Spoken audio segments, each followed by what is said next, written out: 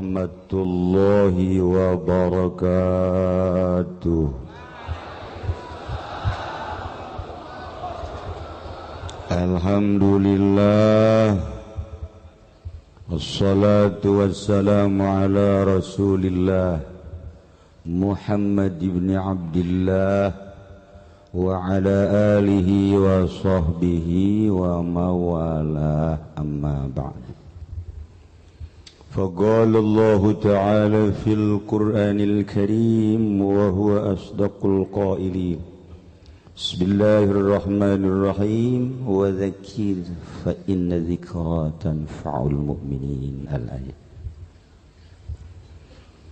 Langkung tipayun urang sami-sami nyanggakeun puja sinareng puji ka Gusti Allah anu Maha Suci, nu parantos masihan tina rupa-rupa nikmat ka urang sadayana, terutama nikmat anu kacida pisan ageungna nyaeta nikmat iman sinareng Islam.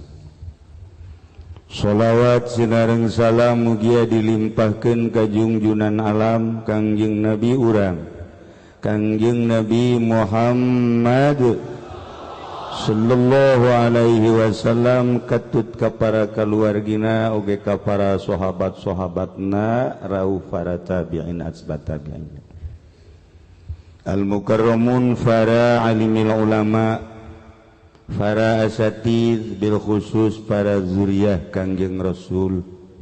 Alhamdulillah di tengah-tengah urang aya dua Habib nu biasana urang dikelilingi ku para habaib, terutama Habib cocokan. Tapi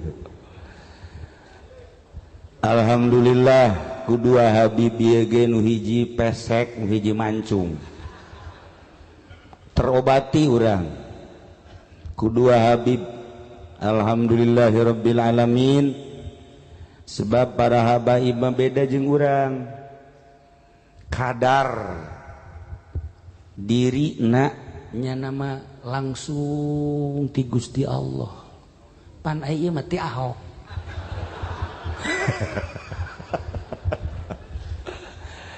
Nah iyalah ku kehadiran para habaib wabil khusus Habib nu aya, mudah-mudahan Allah Subhanahu wa taala ngucuran rahmat ka urang sadayana, sehingga tina rahmat eta lah ngajadikeun katentreman batin. Kisah nu tadi dicaritakeun sebenarnya mah sangat mendalam. Kisah Hasan tadi tah luar biasa sebenarnya mah eta. Ngan kulantaran lapar jadi kadengena beda. Haji Agus geus lain alamnya mah. Bangun kukula didelekeun we Haji Mami, itu beres urusannya.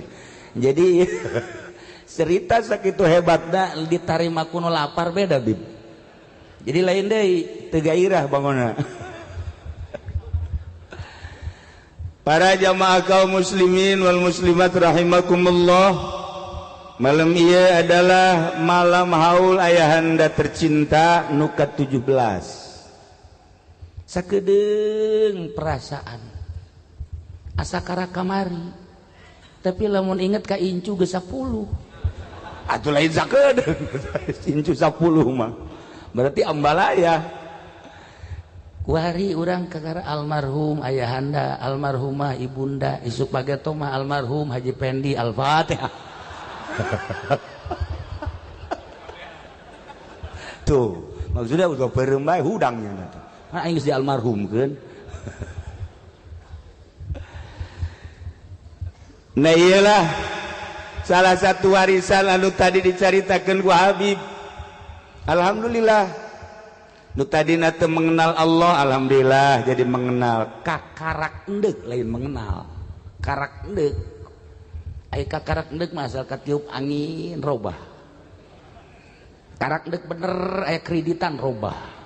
Karak dek bener nyokot duit bang robah, ujung-ujung makan neraka kabeh beb.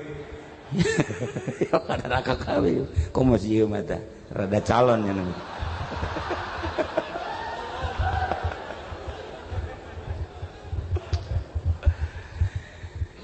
Tapi lamun hayang nyaho paneger dunia dunia sakumaha nu dijelaskeun ku Kangjeng Rasulullah Muhammad sallallahu alaihi wasallam ketika Gusti Allah nyiptakeun bumi.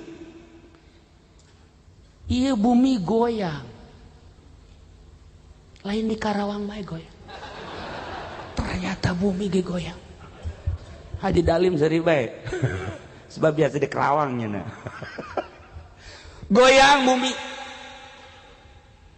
Edeg. Henteu istiqomah. Allah ngerti, Allah paham sebab Allah nu nyiptakeunana. Bumi goyang teh lantaran eueuh pakuan. Maka Allah nyiptakeun paku bumi, jang negeran bumi, gunung. Diciptakeun ku Gusti Allah gunung. Gunung di negara urang mah teu sakumaha. Ketika orang ke Yordan ningali gunung, masya Allah. Di Mesir, Yordan, Yerusalem, gunung bae kabeh tah. Tadina Haji Pendi dek diwakafkeun di ditu. Ridho aing mah tah hiji tah. Balik oge tapi ka dieu. Urang ningali di Mekah gunung luar biasa, Madinah luar biasa. Bahkan Kangjeng geus nyaritakeun cinta Uhud ge cinta Kangjeng dan selanjutnya. Nah, ieu gunung teh peneger. Eueuh hiji nagara eueuh gunungan, Banten, Gunung Karang, masyaallah, Gunung Santri. Jawa Tengah, Jawa Timur, komo di NTB mah leuwih luhur deui gunungna. Paling luhur India. Gunung. Sahabat ngadarengekeun Kangjeng ketika nyaritakeun gunung. Cak sahabat, ya Rasulullah, apakah aya nu leuwih dahsyat tibatan gunung jang pendeger bumi? Aya cik Kangjeng. Naon ya Rasulullah? Besi. Sebab besi mah kajen kukumaha ge ngelehkeun gunung. Gunung sakumaha gedena paculan. Ulah didoser di paculan beak. Ieu besi ieu hebatnya saja besi. Jadi besi leuwih dahsyat tibatan gunung. Sahabat nanya deui, ya Rasulullah, aya leuwih nu dahsyat tibatan besi? Aya cik Kangjeng. Naon ya Rasulullah? Nu leuwih dahsyat tibatan besi seuneu. Sakumaha hebatna besi ku seuneu beak kabeh. Masyaallah cak sahabat, ya Rasulullah, apakah aya nu leuwih dahsyat tibatan seuneu? Aya. Naon ya Rasulullah? Cai. Kajen teuing adag-adagan seuneu imbul cai parem. Ya Rasulullah, aya nu leuwih dahsyat tibatan cai? Aya ceuk Kangjeng Rasul. Naon ya Rasulullah? Angin. Angin mah ulah-ulah anginna gelebug di dieu, angin nu kaluar ti dieu bahaya. Angin bahaya gede eta mah. Di mobil ge lamun geus aya angin eta mampir heula. Eureun. Wah, itu beres ieu angin ieu. Eta angin. Komo si eta mah angin. Wow. Heuh, tah mah geus teu dicaritakeun tah mah. Racun. Angin. Nya mah teh anginan ge geus bau aku mah anginan. Nah, ieu angin pohara jasa. Ya Allah, ya Rabb. Sahabat tetap masih ngotot nanyakeun, ya Rasulullah, aya keneh jang pendeger dunia selain daripada angin? Aya ceuk Kangjeng Rasul. Naon ya Rasulullah? Lamun hayang nyaho pendeger dunia supaya dunia ulah goyang, di antara dicaritakeun tadi leuwih hebat tibatan angin ialah jelema anu hartana loba anu daek ga zakat, jelema anu elmuna loba anu daek mere elmuna lillahi taala, jelema anu hartana loba anu daek sedekah, etalah leuwih dahsyat dibandingkeun jeung nu taraten nu tadi-tadi. Masya Allah, ternyata horenganan penguat dunia, penguat bumi, hiji nu sugih tapi nu sugih na daek zakat, nu sugih na daek sedekah. Ai si eta mah pan kadengena doang sugih. Kadengena doang. Apa ngadenge nya ngazakat hati. Malah mana yang ngazakat. Ya Allah ya Rabbi. Masya Allah. Tah eta. Ya, di antara jelema nu boga ilmu, barahan ku ilmuna, dunia jadi teger. Tetapi nu paling dahsyat jelema anu ma'rifatullah wa rasul mengenal Allah jeung rasulna iyalah sigana kadeleuna cicing sigana kadeleuna teu sabaraha sigana kajeleuna hina katingalina lah jelema tombal tepir kacirina kuru kacirina tearudi tetapi justru Allah ningali jutaan manusia nu ti peuting kerek tapi neuleuh jelema eta sangat pemandang nu tadina deuk disiksa tapi teu jadi mantak besi aya aki-aki hudang ti peuting talian sih ada talian komo si eta mah geus teu kudu aki-aki talian bae geus gantung bae habak ternyata koreganan jelema nyiptakeun masjid teh ya jelema ngabangun masjid jelema nyiptakeun majelis talim ngabangun majelis talim nyiptakeun mushola majelis talim dan lain sebagainya eta teh ajang panegar dunia mengenal Allah lamun nu sugih jamal bisa etalah nu kaistimewaan penegar dibandingkeun jeung gunung dibandingkeun jeung seuneu bandingkeun jeung besi jeung seuneu jeung cai dibandingkeun jeung angin leuwih hebat keneh jelema nu usaha tapi usahana lillahi ta'ala jang li'ilai kalimatillah tuh masjid tuh majlis tuh mushola tuh fakir miskin tegar dunia kajen kukumaha tuh kula talian maning kuari talian saha nu mau orang teh ya Allah ya Rabb Masya Allah nantak tadi kula gadenge ayat ya Allah ya Rabb hebat atuh tadi ayat anu dibacakeun patusiru sahaba fasuqnahu ila baladin mayit bisa dimaknaan ku sababaraha dimensi sebenarnya eta ayat teh loba anu maca ayat eta ajuna geter hatena qori mah mun maca ayat eta aju hayang gede bayaranna beda tah maca Habib ieu tadi kumaha nafsiranana cenah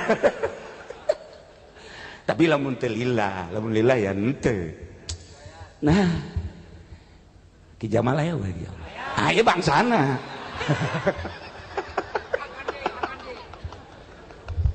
ya Allah ya Rabb aya jelema kahitung jelema rudin kadang make jubah tapi jubahna lain bagus siga kieu kadang make sarung lain sarung hidayah cara Haji Pendi alamatil kibir tapi ente sebab lain nang meuli nang mere nah masalah pakaian zohir ieu masalah keur carita hungkul jelema keur lempang ya Karim ngadenge suara kan lamun geus ngadenge suara gaib lain jelema biasa contoh Haji Pendi bae mun lempang ti peuting sok ngadenge suara nu seuri eta kan lain jelema biasa berarti kan sabangsa jeung kuntilanak kan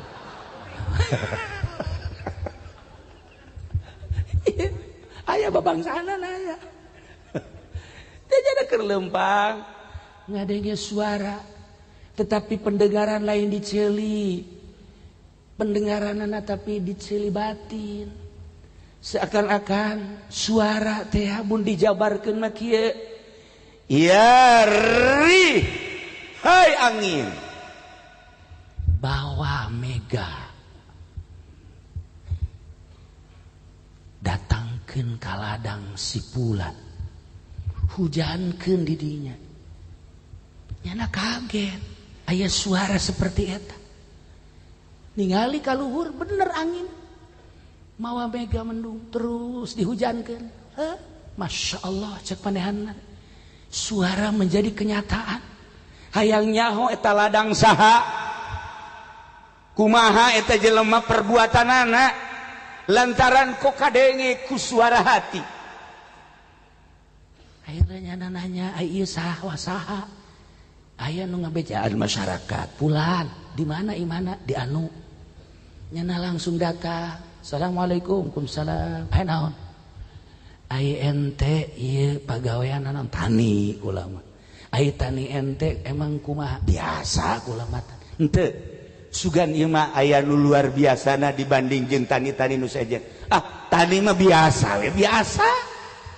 Sarua jeung batur wayah macul-macul, wayah ngagaru-ngagaru, wayah nandur-nandur, wayah ngoyos-ngoyos, biasa we biasa. Ante coba praktekna kumaha. Nah lamun carita praktekna kula mah hasilna dibagi 3 setiap panen. Seperti lu jang kula jeung pamajikan kabeh pake dahar, pake bekal ibadah. Seperti lu deui ieu disodakohkeun jang fakir miskin. Endek nisob dek henteu kula mah zakat ya. Seperti lu deui engke jang modal deui. Kitulah kula mah tani, masyaallah. Seperti eta tah ngalaksanakeun tani. Ai kitu maneh kunaon? Nanyakeun kula. Tani kula kumaha? Kunaon? Dibejakeun kunyana mendengar suara seperti tadi. Ya Allah, ya Rabbi, cek manehanana suara kos kitu mah lain kakara kuari. Teguran-teguran eta selalu menyentuh hati. Sebab kula mah lain asa dideleukeun geus asa neuleuh ka Gusti Allah. Masya Allah. Iyalah jelema anu geus deukeut ka Gusti Allah. Anta budallah ka'annaka tarah wa illam takun tarah ka'annahu yarak. Bisa dibuktikan ku dirina. Panjang cerita manehanana ieu mah carita pertanian. Hujan lain di manehanana bae. Sagedengin eta di hujanan sawasi ieu. Nah kajadianana bareng kabeh tani. Pibukti dana nu ieu mah bagus bae tanina. Barang nu ieu dongengnya na woi nu aing mah bea kurang. Nu ieu deh waduh cenah tutut malulu. Jak nu ieu teh masyaallah anu sakala libertad naon kadang-kadang anu sakala libertad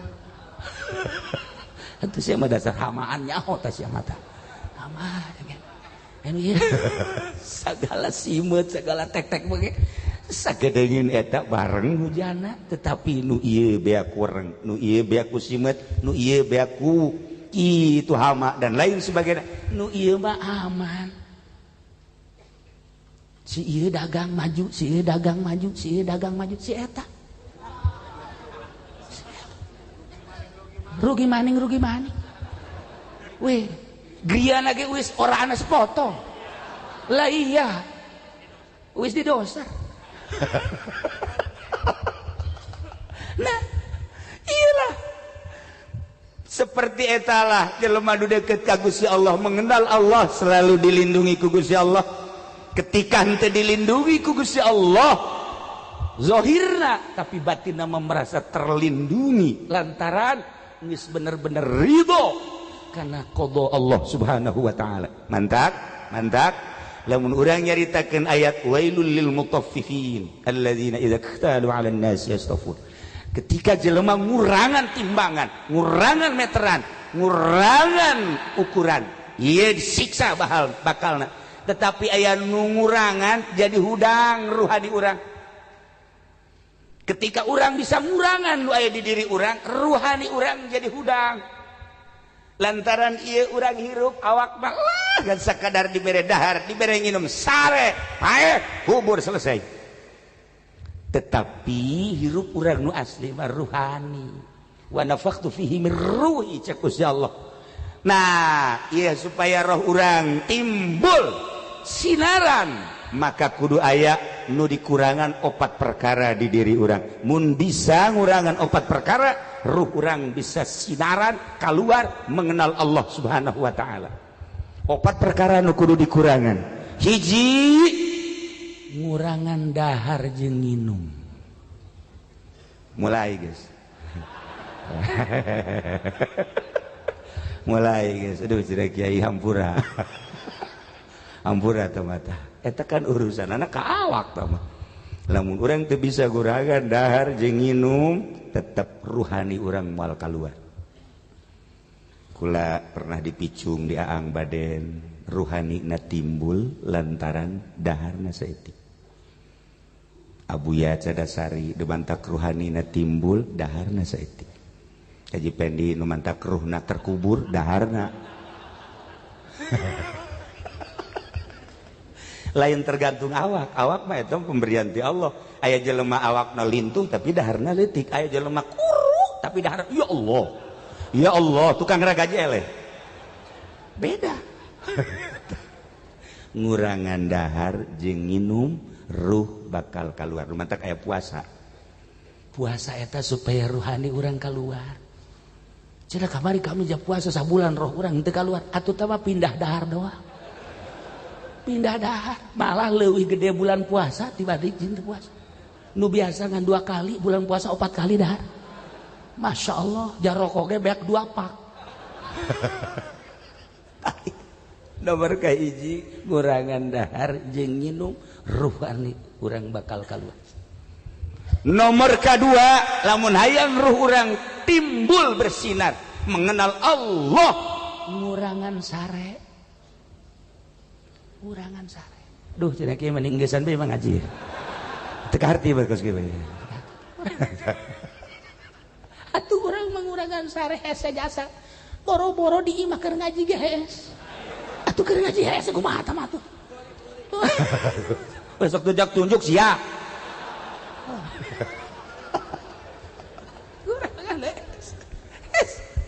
Hese jasa.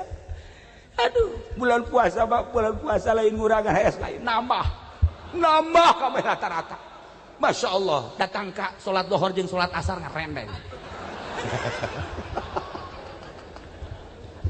2 hese teh hayang keluar ruhani seperti eta. Almarhum ayahanda abah lamun keur jeung anak mah jeung anak daharna loba. Heran. Abah mah lamun jeung anak daharna gembul jasa. Tapi lamun teu jeung anak tilok dahar. Ibu bae ibu ka Jogja datang ka Gering. Gering disuntik geus abah sia mah teu ngajak-ngajak aing dahar ceuk nya. 2 poe teu dahar. Bisa kuat abah mah eta. Tapi lamun jeung anak mah tuh kuat ditarutan ku anakna, ku rembul anakna. Komo haji entoh mah beuh. Haji entoh, haji us, haji emu atuh terbasuk kula atuh gembul. Kula ge nurutan abah daharna doang. Aja ku ari katurutan ku haji mamim. Garembul eta bisaan kolot eta Masya Allah. Embung ka ciri ku anak-anak acan. Lamun keur dahar bareng teh kasambal kasar, tapi lamun eueuh sasaha cemi. Urang mah beda, lamun keur loba jelema cemi. Habe hayang pajar tasawuf. Bawa Haji Pendi tasawuf siapa dulu. Masya Allah. Giliran eueuh sasaha waduh. Ngawadang. Perbedaan ahli Allah jeung ahli dunia seperti eta. Ya Allah ya Rabb. Masya Allah karim. Nah, nomor kahiji ngurangan dahar jeung nginum wayahna. Upayakeun lamun hayang ruh urang mengenal Allah. Nomor kedua ngurangan sare, terutama ti peuting. Eueuh hiji waliullah dijadikan wali nu peutingna sare moal aya. Eueuh hiji solihin nu peutingna sare moal aya. Nu mantak diangkat jadi solihin, nu mantak diangkat jadi wali, peutingna tara sare. Alhamdulillah cenah kula lagi dianteu sare. Nonton bola. Haji Jamal tah mah. Jeung kudoli duaan. Masya Allah kiai nonton bola karolol.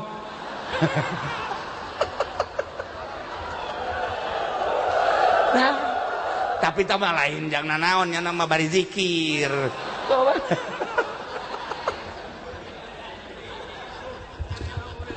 Lah murid teu narima. Murid tolol. Murid tolol. Dibejakeun guruna mari nonton bola bari zikir teu percaya. Kudu di exit kita pemurid.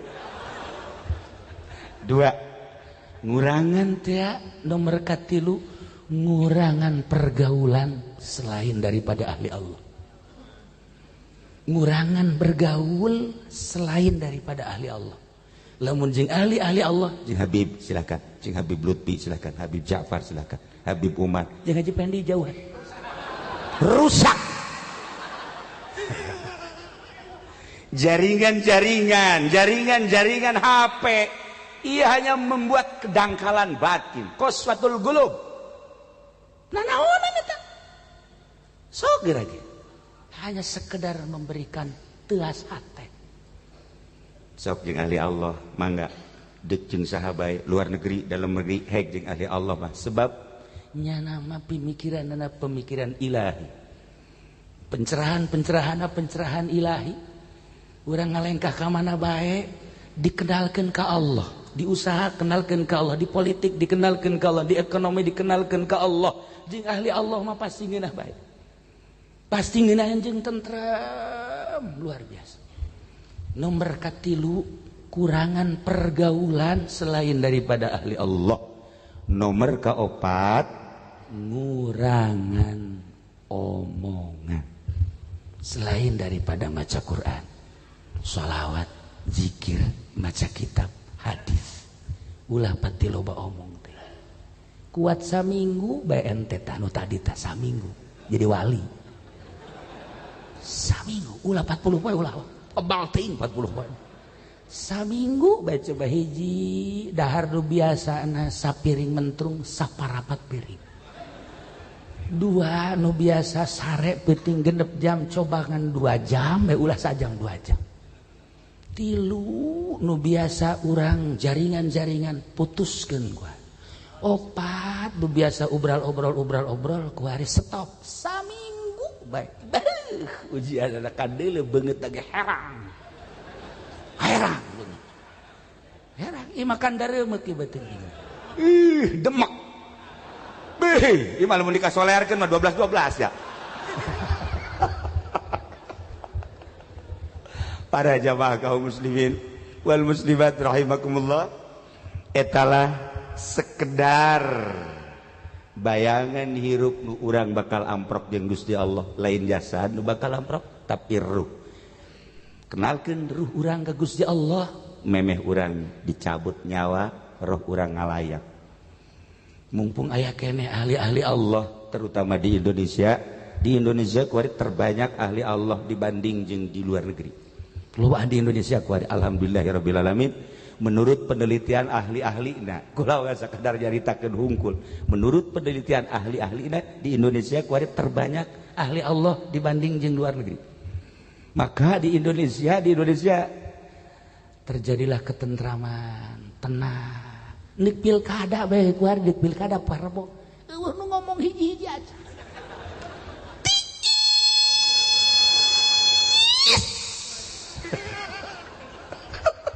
Berarti kan tentrem jasa ya, tentrem lah. Kumaha buktina bae atuh pan ieu tim sukses na ieu, ieu tim sukses Zaki ya. Ya tah ieu tim sukses Zaki, nyana ka dieu hatur salam ti Zaki, jangan lupa hari Rabu eta nyana tiis di kota tiis, jadi henteu gejolak sebab lawan loba ahli-ahli Allah lah menang sakitu eleh sakitu. Urang mah kieu-kieu bae. Mantak lamun aya kiai sagala haju ngangsongkeun proposal ulah sok jelek ka ditu atuh biasa bae sih. Eta teu beres eta kos kitu. Para jamaah kaum muslimin wal muslimat rahimakumullah, urang sambung engke iraha waktu nu tadi dedengeanana ngadenge suara gaib masih panjang lalakona.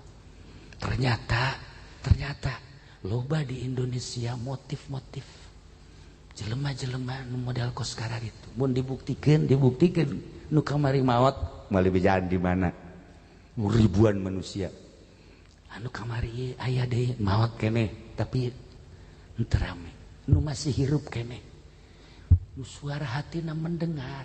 Masya Allah di Indonesia loba. Cenah kiai tuduhkeun mana Haji Pendi teu percaya kan jelema lain ja kira kajeun kumaha tama suara jurig.